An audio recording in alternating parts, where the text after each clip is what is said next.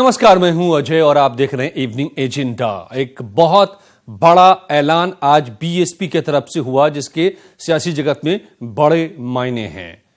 BSP ने कहा कि वो कहीं भी देश में कांग्रेस के साथ अलायंस नहीं करेगी चुनाव के दौरान, यानी कांग्रेस से पूरी तरह से किनारा। यूपी में नहीं करना है, ये तो पहले ही साफ कर दिया था, अब देश में कहीं भी नहीं। लेकिन इसके मायने क्या क्या है, इसका नतीजा क्या क्या होगा, आपको बताएं कि बीएसपी वो पार्टी है जिसको पिछले चुनाव में एक भी सीट नहीं मिली थी, लेकिन तीसरी सबसे बड़ी पार्टी थी। वोट जो हासिल हुआ था उसके हिसाब से, यानी 4.1%, जो 2 करोड़ से ज्यादा वोट होते हैं देश भर में, बीएसपी को मिले थे। और ये तादाद बीजेपी और कांग्रेस के बाद तीसरी सबसे बड़ी पार्टी बनाती है बीएसपी को। अगर वो वोट कांग्रेस के साथ नहीं जा रहा है तो फिर वो किधर जाएगा, किसका फायदा होगा, ये एक बड़ा सवाल है। और कांग्रेस को जो उम्मीद थी उसको कितना बड़ा ये झटका है, विपक्ष में ये कितना बड़ा बिखराव है, इन सभी पहलुओं पर करेंगे बात। लेकिन सबसे पहले देखिए आप ये रिपोर्ट और क्या कहा जा रहा है इसके बारे में। अब तो हाथी भी गया हाथ से। बीएसपी सुप्रीमो मायावती ने ऐलान कर दिया कि वो यूपी ही नहीं, देश में कहीं भी कांग्रेस के साथ गठबंधन नहीं करेंगी। बीएसपी की ओर से जारी प्रेस रिलीज में लिखा है कि एसपी बीएसपी गठबंधन बीजेपी को हराने में सक्षम है। ये गठबंधन दोनों तरफ से आपसी सम्मान और पूरी नेक नीयत के साथ काम कर रहा है। उन्होंने गठबंधन को फर्स्ट और परफेक्ट अलायंस कहा। आपको बताएं कि पिछले लोकसभा चुनाव में बीजेपी और कांग्रेस के बाद 4.1% वोट के साथ बीएसपी तीसरी सबसे बड़ी पार्टी थी। अब अगर बीएसपी कांग्रेस के साथ गठबंधन नहीं करेगी तो इसका फायदा बीजेपी को मिलना तय है। और बीजेपी ने इसी बहाने कांग्रेस को डूबता जहाज बता दिया है। इसको सोचना है कि क्या कारण है कि इनके अपने चाहने वाले भी इनसे दूर भागते जा रहे हैं। कांग्रेस की डूबती नैया है, कोई भी नहीं चाहता कि डूबती नैया पर सवारी करें या उसको अपने साथ रखें। कांग्रेस का बहुत बुरा हाल होने वाला है क्योंकि कांग्रेस नेगेटिव पॉलिटिक्स करती है, चाहे वो नेशनल सिक्योरिटी हो, चाहे वो टेररिज्म हो, चाहे वो भारत की प्रगति की बात हो, हर जगह आपको एक नेगेटिव रेंडरिंग मिलेगा कांग्रेस से। डिप्टी सीएम केशव प्रसाद मौर्य ने ट्वीट किया कि बीएसपी प्रमुख मायावती जी पहले ये बताएं कि रायबरेली और अमेठी में बीएसपी का प्रत्याशी चुनाव लड़ेगा या नहीं। अगर वहां बीएसपी प्रत्याशी नहीं लड़ेगा तो कांग्रेस को बीएसपी का माना जाएगा। जनता को धोखा देने की कोशिश न करें। बीएसपी के सहयोग से 2004 से 2014 तक केंद्र में कांग्रेस की सरकार चली। जैसे जैसे सत्ता का फाइनल करीब आ रहा है वैसे वैसे सियासी समीकरण भी पल पल बदल रहे हैं। लेकिन देखना होगा कि एक बार फिर मोदी सरकार का संकल्प लेने वाली बीजेपी अपने सियासी विरोधियों को मात देकर कैसे अपनी जीत मुमकिन करती है। Bureau report, news 18।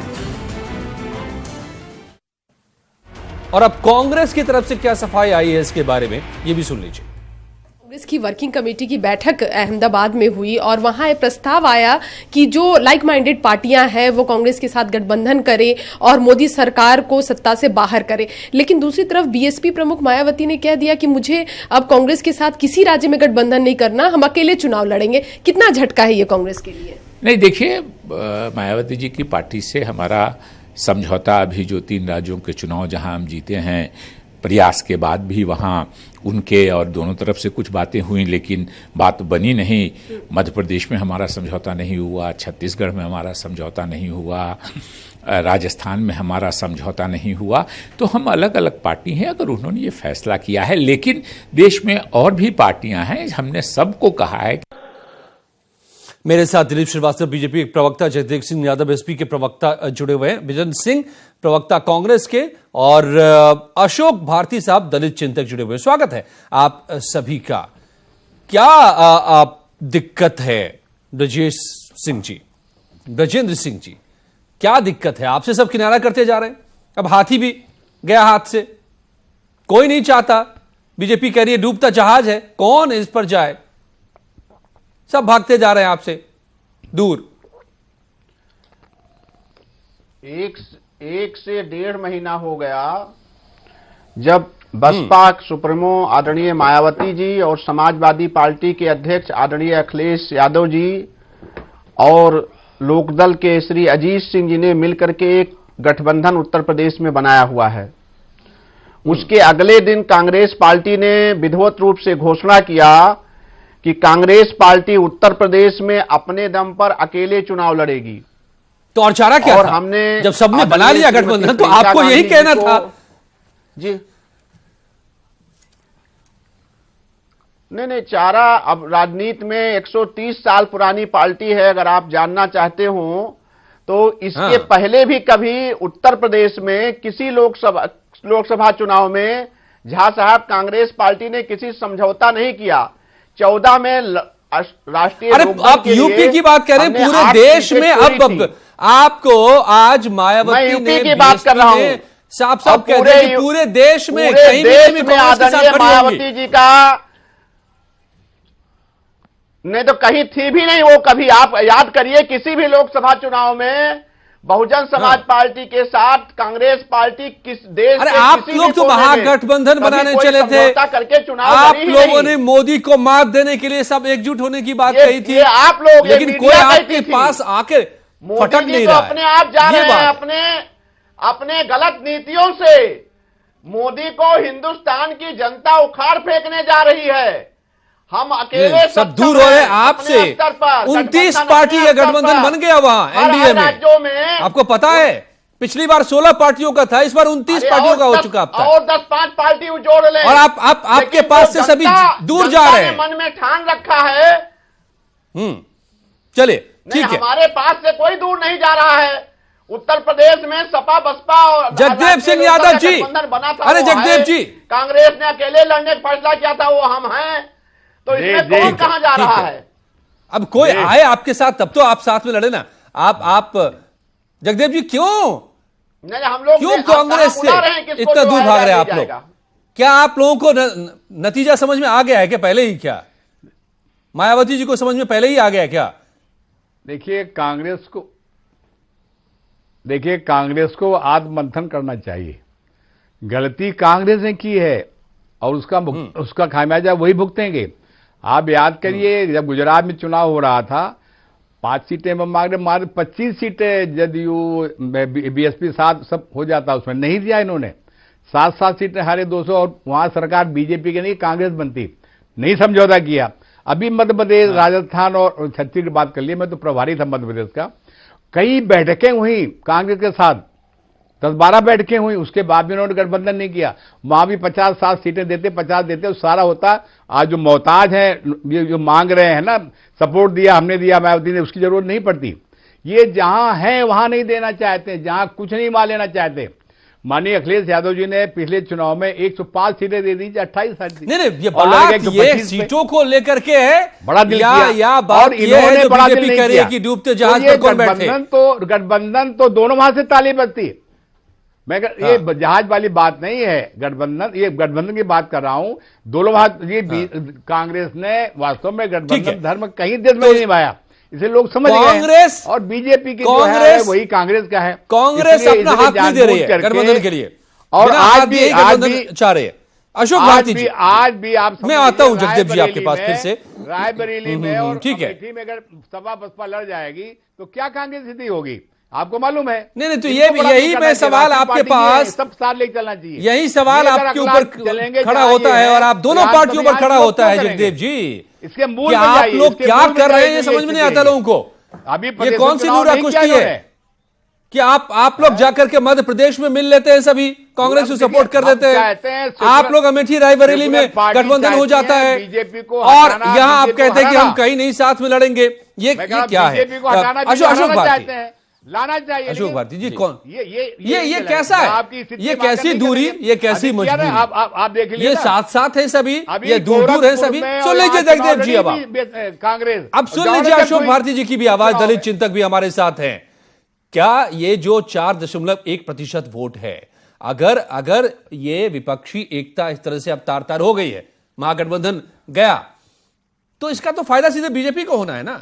नहीं, देखिए मुझे लगता है कि ये बात तो तय है कि जो आज का राजनीतिक परिदृश्य है उस राजनीतिक परिदृश्य की मांग ये है कि जनता क्या चाहती है और पार्टियां क्या चाहती हैं। मुझे लगता है कि जनता तो जो मौजूदा माहौल है जिसमें मारपीट और तमाम तरह की हिंसा, लोगों के अधिकारों को छीने जाना, अपमान, ये पूरी तरह से देश में जगह जगह व्याप्त है।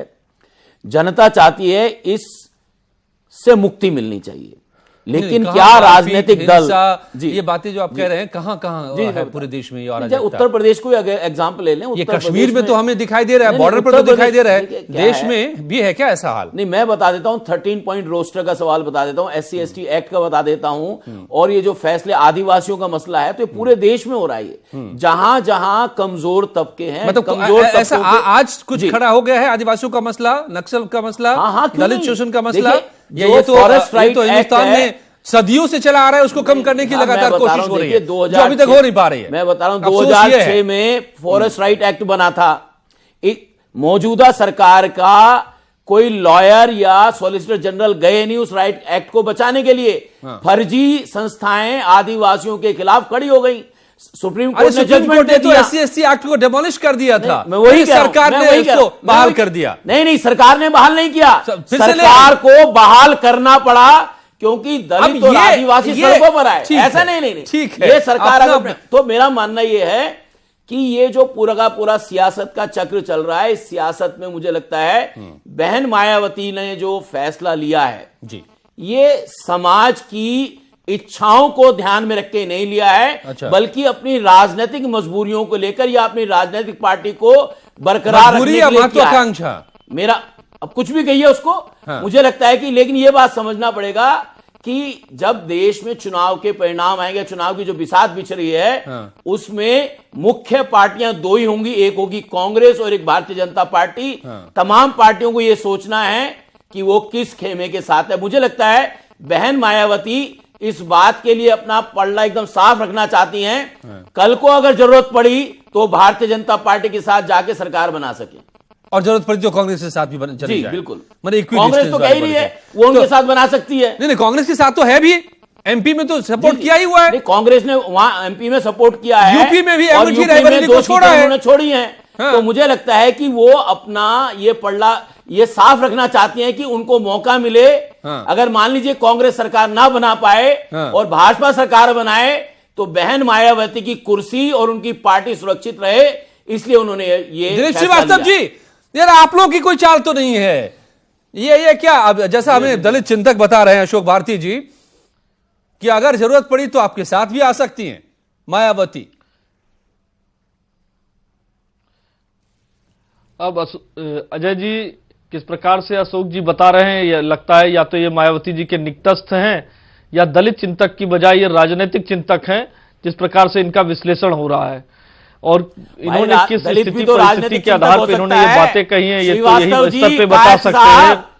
कायस्थ जी, मैं बात करूं, आप बोल रहे थे तो मैं बोल नहीं रहा था। नहीं, ये ठेका आपने ले रखा है। ये नहीं उन्होंने कहा है, यही कहा उन्होंने कि दलित चिंतक मैंने कहा ठेका तो आपके पास है दलितों का, दलितों को बरगलाने का हमारे पास है ठेका, क्योंकि समाज में पैदा हुए इसलिए ठेका है हमारे पास, और हमें इस बात का कोई रंज नहीं है, फक्र है, अपने समाज का ठेका है हमारे पास, फक्र है। आप जैसे लोगों के साथ नहीं है जो कहें कुछ और करें कुछ और। तथ्य बातों को रखने का ठेका आपके पास है।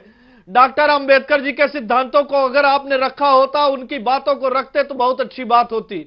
गांधी जी ने जो कहा उन बातों को रखते तो अच्छी बात, यही तो हमने कहा, सिद्धांतों की यही तो हमने कहा। क्या जिस मायावती के साथ आप चुनाव के बाद गठबंधन बनाने वाले हैं, क्या वो अंबेडकर को मानेंगे? आप सिद्धांतों को वास्तविक रूप में जमीनी स्तर पर क्रियान्वित करने का काम किया, उनकी आलोचना आप कर रहे हैं। आपको ध्यान तभी आपने फॉरेस्ट राइट एक्ट को तबाह करवाया, तभी आपने SC/ST को तबाह करवाया, तभी आपने आरक्षण में 13% लेकर आए। क्या है? आप हमें अम्बेडकरवाद ना पढ़ाइए, हमें तो ये बताइए मनुवाद को कैसे लागू, हमें बताया मनुवाद कैसे लागू। डॉक्टर अंबेडकर जी जहां मनुवाद की पार्टी अम्बेडकरवाद पे भाषण देना बंद करे। अगर आप अम्बेडकरवाद पे भाषण मनुवाद की बात करो, समझ में आता है। कांग्रेस कौन सी पार्टी है? सरकार के द्वारा किया गया मनुवाद की पार्टी है कि नहीं है? मैदान पर खड़े हुए नहीं, देखिए व्यक्ति को कांग्रेस तो मैं साफ साफ कहा वो गांधी की राजनीति को मानती है, वो गांधीवाद को, और इस बात को आप मानते हैं? हम मानते हैं, मानते हैं। वो गांधी के तो फिर क्यों नहीं खड़े हैं उनके साथ? के एजेंडे पे अगर क्यों उनसे दूरी भारतीय आप जनता बना पार्टी रहे हैं? की सरकार कर रही है, हमारी सबको कोई लाभ दूरी मिल नहीं रहा है। नहीं मायावती जी भी उनके साथ क्यों नहीं खड़े हैं? मायावती की तो दूरी रहेगी, हाँ, क्योंकि लोकसभा चुनाव है, उत्तर प्रदेश में 80 सीटें हैं, हाँ। 80 अरे भैया, सीटों को पूरे लेकर देश की बात हो रही समाजवादी है। पार्टी साथ आएंगे तो आप तथाकथित जिनको मनुवादी कह रहे हैं उनको तो आप हरा सकते थे ना, उनको आप अजय उनके जी- लिए चुनौती बन सकते थे ना। नहीं, मुझे लगता है उनके लिए चुनौती ऑलरेडी बन चुकी है। नहीं, अब ऐसे लग रहे तो उसको कमजोर कर रहे हैं ना, अगर चुनौती बन चुकी है तो। कमजोर मायावती, ये कौन सा ये है अम्बेडकरवाद और कौन सा दलितवाद वो कर रही है? किसका फायदा पहुंचा रही है आप? नहीं, मैंने तो कह दिया हाँ। कि बहन मायावती समाज की बात नहीं सुन रही हैं, हाँ। केवल अपने पार्टी के भविष्य देख रही हैं। सवाल आज देश में पार्टी के भविष्य का नहीं है, समाज के भविष्य का है, दलित और बहुजन समाज के भविष्य का है। बहन मायावती को यह बात समझनी चाहिए, अगर वो दलित और बहुजन का के भला भविष्य को किसने ध्यान किया, में ये भी रखेंगी बता दीजिए, तो और उनकी दलितों का राजनीति झगड़े का बचेगी, किसने किया? अगर वो नहीं रखेंगी तो उनकी राजनीति खत्म हो जाएगी। ठीक है, क्या चलिए आप नहीं उस डिबेट में हम नहीं जाएंगे दिलीप श्रीवास्तव जी, जो आप कि दलित के आप बड़े हितैषी की ये बड़े हितैषी, आज का मुद्दा वो नहीं है। मुद्दा यह है कि बृजेंद्र सिंह जी के हाथ में कोई क्यों नहीं आ रहा है, और हाथी भी जो निकल गया। बृजेंद्र जी, क्या अब सभी दलों को लग गया है कि अब जो उम्मीद थी कि कांग्रेस आगे उसके पीछे सारे और मोदी को मात दे, वो अब नहीं होने वाला है?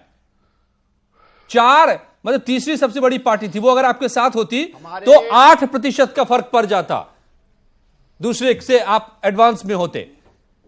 उत्तर प्रदेश हो गया। उत्तर प्रदेश को छोड़ करके जितने भी बड़े राज्य हैं, चाहे वो महाराष्ट्र में एनसीपी हो, चाहे वो तमिलनाडु में डीएमके हो, चाहे आंध्र प्रदेश में नायडू जी हो, चाहे केरला में मुस्लिम लीग और केरला कांग्रेस हो, चाहे आप और इधर आइए झारखंड में मोर्चा हो या बाबूलाल मरांडी जी की हो, चाहे बिहार में आरजेडी हो, बीएसपी पूरे देश में कांग्रेस पार्टी का हर राज्य में जहां आपने आज बैठे बैठे लेकिन उसका खाता नहीं खुला है पार्लियामेंट में। अगर आप लेकिन वो आपके लिए खाता नहीं खुला है, और अकेले तमिलनाडु से हम 40 सीट जीत कर आएंगे, आप नुकसान करवा बिहार में सकते हम 40 हैं, सीट जीतने जा रहे हैं। नहीं, हम अपने आप जीते हैं। अगर वो आपका ऐड होगा बीजेपी में, अगर वो ऐड होता है ना, चुनाव लड़ रही माइनस होगा उत्तर प्रदेश तो में फायदा जीती है। बीजेपी को मिलेगा। जब मायावती जी, झा साहब अगर आपको याद हो, आदरणीय मायावती जी उत्तर प्रदेश की मुख्यमंत्री थी, कांग्रेस पार्टी तब भी अकेले लड़ी थी, और हमारी और समाजवादी पार्टी की सीटें बराबर थी। 19 सीट जीतकर तीसरे नंबर पर मायावती जी थी और चौथे नंबर पर बीजेपी थी। आपके लिए कांग्रेस को डूबते को तिनके का सहारा चाहिए ना, वो है ना, आ रहा था आपकी चुनाव हिंदुस्तान की जनता 4% जिताएगी, बड़ी चीज है। कहीं हम डूब नहीं रहे, हम सरकार बनाने जा रहे हैं 19 में। आपको लगता है डूबने का सहारा तो मोदी जी ढूंढ रहे हैं, जिसको 2 सीट पर है आप बाहर यूपी से में, साफ करने जा रही है। दहाई के न्यूनतम आंकड़े सीट में पर है आप उत्तर देश प्रदेश में। नहीं जीतने जा रही है। अभी तो स्थिति वही है ना, जब बना लेंगे कांग्रेस तब की हम स्थिति क्या है? 2 बात सीटों तक करेंगे। उन्हें विजेंद्र सीमित जी, एक करने का सवाल काम कर पूछना दिया। चाहता हूं। अरे तो हम जीते हैं 10 बार, हमको भरोसा मिला है जनता का। बीजेपी भी 2 अजय जी, सीट से बढ़ी है। अमेठी और रायबरेली की क्या स्थिति है, ये भी बता देना पहली चाहिए। बार इतने कम सीटें हैं। हम जीत के दिखाएंगे आपको कि चुनाव जनता जिताती है। कोई पार्टी ठेका नहीं लिए घूमती कि वो आ जाएगी तो जीत जाएगी। हमने 17 में बहुत कंफर्टेबल गठबंधन किया था, समाजवादी पार्टी की सरकार थी, हमने सीटें भी कंफर्टेबल मिली थी। अशोक जी, लेकिन उत्तर प्रदेश की जनता ने हमको नहीं स्वीकार किया। चाहता हूं। अच्छा ठीक है बजेंद्र जी, पहले अशोक जी, ठीक है अशोक जी, अशोक जी, दरअसल दरअसल ये एक बात और समझ में नहीं आ रही है लोगों को, वो क्या है जरा आप साफ कीजिए ना, कि इन सबके बीच में गठबंधन है या नहीं है, या एक ये प्रपंच है अपनी तरह का, क्योंकि कहीं पर गठबंधन है, कहीं पर कहते हैं कि नहीं है, कहीं पर कैंडिडेट नहीं खड़े करते, किसी राज्य में जाकर गठबंधन हो जाता है। नहीं, मुझे लगता है कि कांग्रेस को ये बात समझनी चाहिए, आप दलगत राजनीति नहीं जानते हैं ना, बाकी पार्टियों के मुकाबले में ज्यादा बड़े हैं, और क्योंकि बड़ी पार्टी है, 130 साल पुरानी पार्टी है, और उनको ये समझना चाहिए कि उनको ये उनके इंटरेस्ट में है कि अलायंस बने, और झुककर अलायंस बनेगा तनकर अलायंस नहीं बनता। विजेंद्र सिंह जी, 2009 में समाजवादी पार्टी और बहुजन समाज पार्टी का अलायंस नहीं था, इस बार अलायंस है।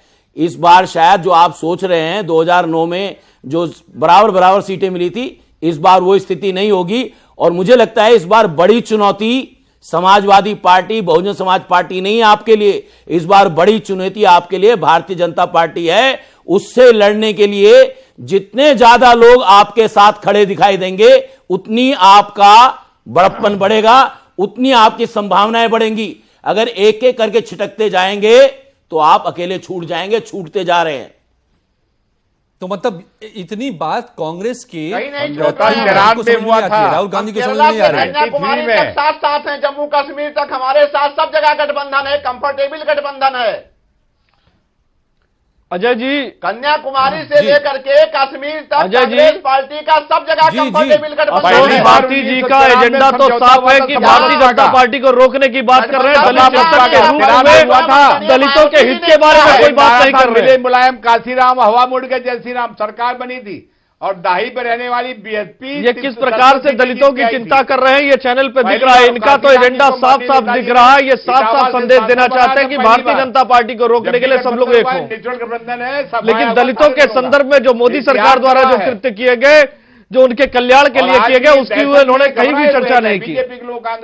वो आप चर्चा करेंगे ना, आपकी तारीफ ये क्यों करेंगे? आप बताइए, हम आपको बता देंगे आपने कितना कल्याण किया। आप बता दीजिए। नहीं, तारीफ नहीं, ये दलित चिंतक अगर है, ये दलित चिंतक है तो इनको दलितों की चिंता करनी चाहिए, दलितों के संदर्भ में बात करनी चाहिए। लेकिन इन्होंने तो साफ साफ करोड़ों दर्शक आपके देख रहे हैं, हम दलितों की चिंता कर रहे हैं।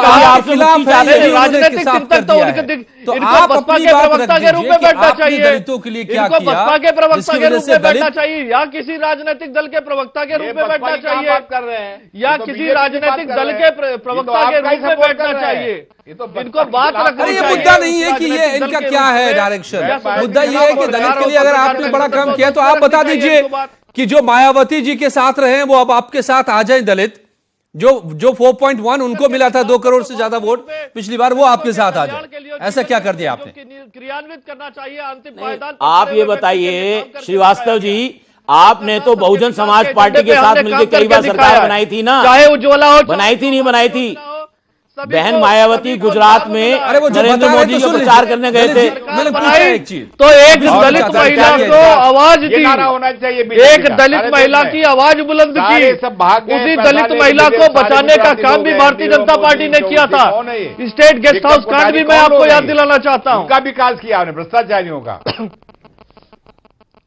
सारे भ्रष्टाचारी तो आपके दल में बैठे हुए हैं, वो सब आपके सारे भ्रष्टाचारी तो आपके दल में बैठे हुए हैं। सांसद विधायक एक नाम करूंगा तो नाम लंबी। अरे सारे मुद्दों पर आज ही बात कर लेंगे क्या? बहुत लंबी लिस्ट है, डिबेट खत्म हो जाएगी। एक से एक अपराधी। गायत्री प्रजापति बड़ी बात, ब्रांड एम्बेसडर है। गायत्री प्रजापति से लेके आपने जिलों में जो दलितों पर अत्याचार किए हैं वो लंबी फेरिस्त मारा जाता है। चुनावी रण हो गया। चलिए ठीक है, हो गया, समय समाप्त हो गया अब इस चर्चा का। लेकिन जो बड़ी बात एक समझ में आ रही है यहां पर कि ये जो बीएसपी ने स्टैंड लिया है कांग्रेस के साथ नहीं खड़े होने का, एक तरफ 4% से ज्यादा वोटों का जहां फायदा हो सकता था उससे कांग्रेस वंचित रह जाएगी, दूसरी तरफ ये फायदा बीजेपी की तरफ जा सकता है। और इससे भी बड़ी बात, क्या कांग्रेस के साथी उसका साथ छोड़ रहे हैं, ये एक संदेश भी जा रहा है। एक वोट, कांटे की टक्कर आने वाले चुनाव में होने जा रहा है, और उसमें अगर इस तरह के बदलाव आ रहे हैं तो ये अपने आप में बड़ा बदलाव है, बड़े संकेत है। धन्यवाद आप सबका मेरे साथ इस चर्चा में हिस्सा लेने के लिए। यहाँ जारी है खबरों का सिलसिला।